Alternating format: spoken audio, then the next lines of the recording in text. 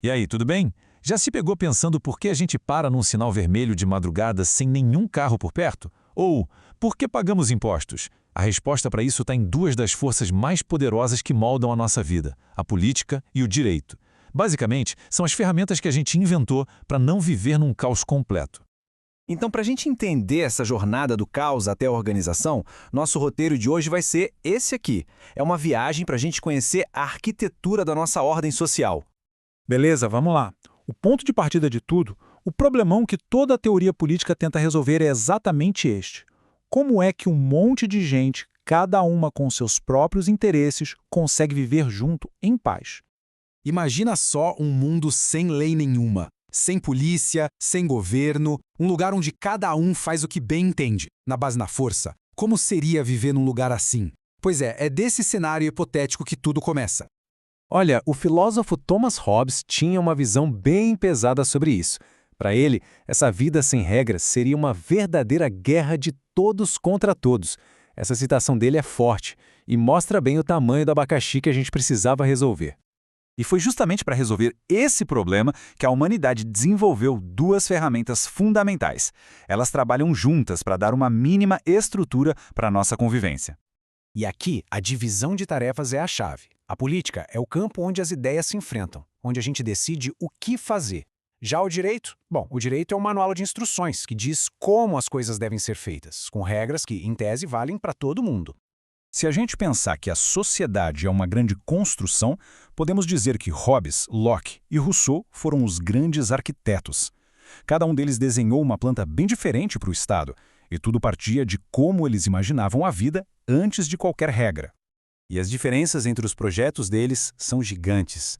Para Hobbes, o medo da morte era tão grande que a gente toparia entregar todo o poder para um soberano em troca de segurança. O Locke já dizia, calma lá, o Estado tem que ser limitado só para proteger nossos direitos. Já o Rousseau vinha com uma ideia ainda mais radical, defendendo que o poder vem do povo e tem que ser a expressão da vontade de todos.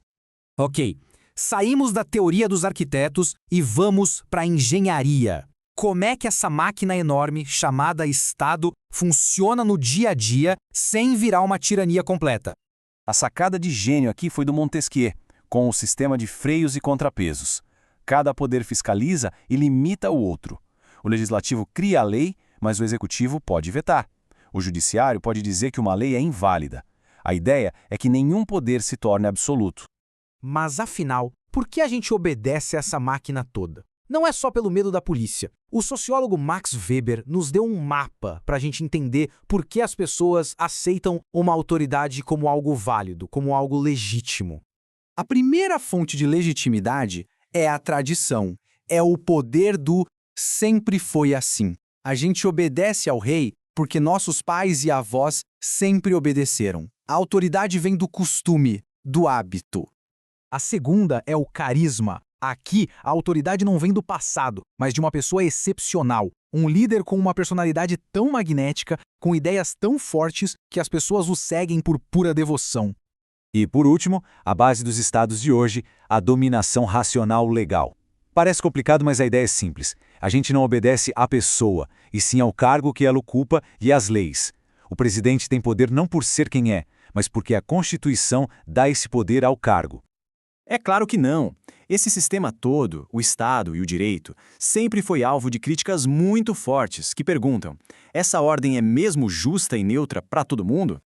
Para Karl Marx, por exemplo, essa maquinaria toda era, no fim das contas, só uma ferramenta da classe dominante para manter os trabalhadores sob controle. As leis, na visão dele, não eram neutras, mas sim a expressão dos interesses dos mais ricos, só que disfarçadas de interesse comum. O jurista Carl Schmitt nos deu outra distinção que é fundamental. Uma coisa é legalidade, ou seja, seguir a letra da lei. Outra, bem diferente, é legitimidade, que é ter o apoio e a aceitação do povo. Um governo pode fazer tudo dentro da lei, mas se as pessoas o consideram injusto, ele é legal, mas não é legítimo. E essa tensão é o estopim de muitas crises.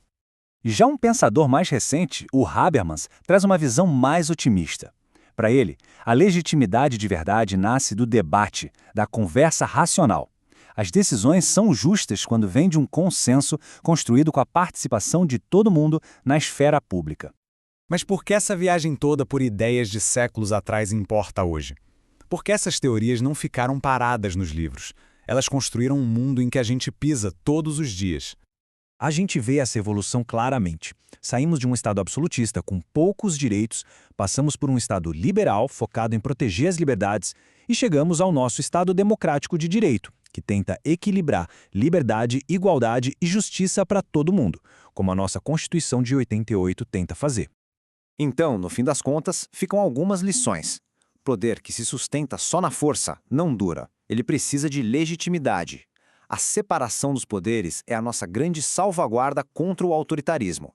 E o mais importante, entender as regras do jogo é o primeiro e mais crucial passo para poder jogá-lo de verdade.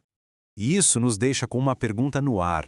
Conhecer a arquitetura do poder, as regras, as falhas, não é só um exercício intelectual, é um chamado para a gente pensar.